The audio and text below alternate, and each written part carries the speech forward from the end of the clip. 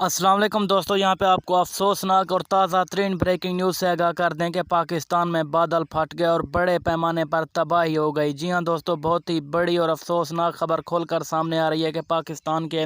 बहुत बड़े शहर में बहुत बड़ी तबाही हो गई, जो कि मैं आपको मुकम्मल तफसील के साथ बताऊँगा कि वो कौन सा शहर है और कौन सा इलाका है।